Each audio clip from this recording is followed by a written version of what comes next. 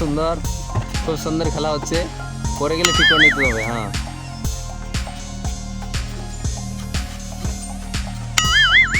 খুব সুন্দর হচ্ছে। ফারুক বারবার পড়ে যাচ্ছে।